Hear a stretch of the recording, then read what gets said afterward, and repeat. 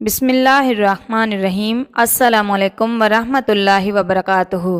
ناظرین، آج جو ہم واقعہ آپ لوگوں کے ساتھ شیئر کر رہے ہیں وہ سن کر آپ لوگ اپنے آنسو نہیں روک پائیں گے، کیونکہ یہ واقعہ ایک بے گناہ بیٹی کا ہے جسے ایک باپ نے قتل کر دیا۔ آپ صلی اللہ علیہ وآلہ وسلم نے اس باپ کو کیا سزا دی؟ امید کرتی ہوں ویڈیو پسند آئے گی، لہٰذا ویڈیو کو آخر تک دیکھیے گا۔ ایک وقت کا واقعہ ہے، ایک شخص نے اسلام قبول کرنے کے بعد رسول اکرم صلی اللہ علیہ وآلہ وسلم کے سامنے اس نے بیان کیا کہ میری ایک لڑکی تھی، جب میں اس کو بلاتا تو دوڑ کر میرے پاس آتی۔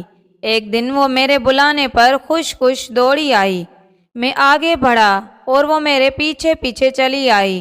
میں آگے بڑھتا چلا گیا، جب ایک کنویں کے پاس پہنچا جو میرے گھر سے کچھ دور نہ تھا اور لڑکی اس کے قریب پہنچی تو میں نے اس کا ہاتھ پکڑ کر کنویں میں ڈال دیا۔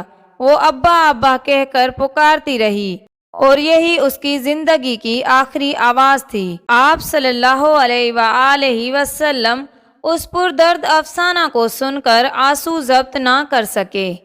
ایک صحابی نے ان کو ملامت کی کہ تم نے حضور صلی اللہ علیہ وآلہ وسلم کو غمگین کر دیا۔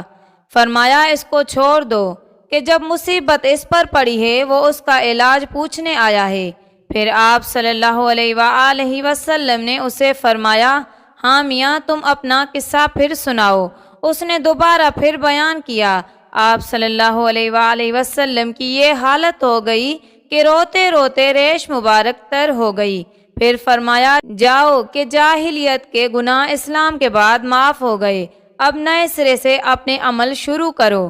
قرآن نے اہل عرب کی اس حالت کا نقشہ اس طرح کھینچا ہے، اور جب ان میں سے کسی کو بیٹی کی خوشخبری سنائی جاتی ہے تو اس کا چہرہ سیاہ پڑ جاتا ہے اور وہ دل میں گھٹتا رہتا ہے۔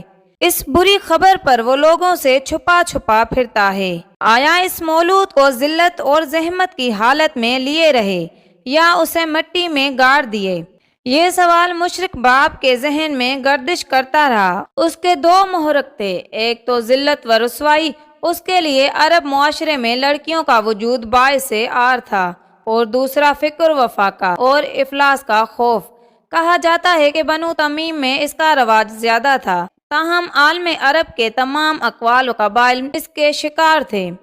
ایسی سخت سنگ دل اور جاہل قوم کے لیے وحدانیت اور معرفت الہی کا پیغام قبول کرنا آسان نہ تھا، مگر قربان جائیں رسول اکرم صلی اللہ علیہ وآلہ وسلم پر، جنہوں نے اپنی محنت، جد و جہد، بے چین قلب، حکمت بالغہ، شیریں زبانی اور اخلاق کریمانہ کے ذریعے توحید کا پرچم مکہ کی سنگلاخ زمین میں لہرایا، اور دیکھتے ہی دیکھتے 23 سال کے مختصر عرصے میں عالم عرب کے بیشتر ممالک میں اسلام کے ترانے گائے جانے لگے۔ نفرتیں محبت میں تبدیل ہو گئیں، بت گر بت شکن ہو گئے، شراب گلیوں میں بہنے لگی، جھوٹ، غیبت، حسد اور جلن کا چلن ختم ہو گیا، زناکاری کے تصور سے دل کانپنے لگا، عورت اب پھول کی طرح ہر گھر کی چہیتی بن گئی، اجڑ قوم مذہب بن گئی۔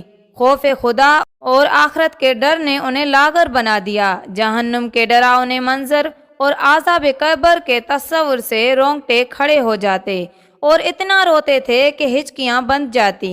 جنت کی تڑپ اور طلب میں سارا مال خرچ کر دینا ان کے لیے ایک معمولی بات تھی۔ حاصل یہ کہ سینکڑوں معبودوں کے بجائے اب تمام بندوں کا ایک خدا سے تعلق استوار ہو چکا تھا۔ یہ شہنشاہ مدینہ رسول اکرم صلی اللہ علیہ وآلہ وسلم کی عالی صحبت، فیضان نظر اور اعجاز ہی تو تھا کہ شرک و بت پرستی کا عادی انسان خدا کا شیدائی بن گیا۔ وہ لوگ جو کسی حیثیت کے مالک نہ تھے، گمراہ اور بد چلن تھے۔ رسول کریم صلی اللہ علیہ وآلہ وسلم کی نظر کرم نے ان کو نہ صرف ہدایت کا راستہ دکھایا بلکہ ساری کائنات کے لیے شمع ہدایت کا تمغہ عطا کیا۔ رسول اکرم صلی اللہ علیہ وآلہ وسلم نے ارشاد فرمایا، میرے صحابہ ستاروں کی مانند ہیں، ان میں سے تم جس کی بھی پیروی کرو گے ہدایت پاؤ گے۔ صحابہ کرام کا امتحان خدا نے لیا، ان کے ایمان، تقوی، عدالت و صداقت کو جانچا اور پرکھا۔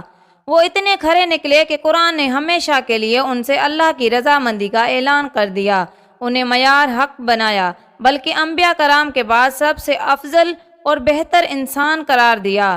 ارشاد باری تعالیٰ ہے، یہی وہ لوگ ہیں جن کے قلوب کو اللہ نے تقوی کے لیے خالص کر دیا ہے، ان لوگوں کے لیے مغفرت اور اجر عظیم ہے۔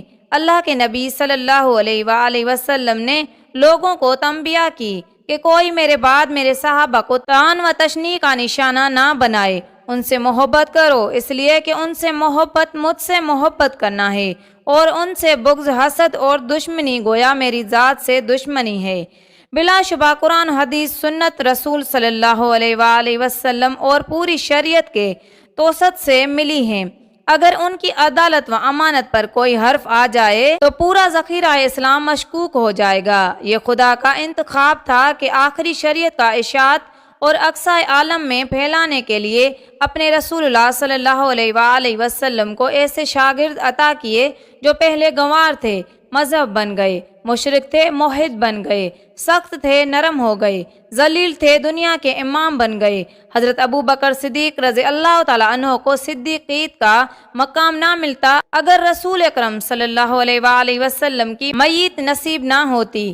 حضرت عمر فاروق رضی اللہ تعالیٰ عنہ کو فاروق، حضرت عثمان غنی کو غنی، اور حضرت نورین یعنی دو روشنی والے، اور حضرت علی کو شیر خدا کا خطاب اور اعزاز رسول رحمت صلی اللہ علیہ وآلہ وسلم کی صحبت اور محبت کا اثر ہے۔ حضرت بلال حبشی اور حضرت سلمان فارسی عرب کے باہر سے تشریف لائے، کوئی تعریف اور شناسائی نہیں، پہلے غلام تھے، لیکن اللہ اور اس کے رسول کی محبت نے انہیں وہ مقام عطا کیا کہ تمام مسلمان کے وہ چہیتے اور سردار بن گئے۔ ناظرین، یہ تھی ہماری آج کی ویڈیو، امید کرتی ہوں ویڈیو پسند آئے گی۔ جزاک اللہ۔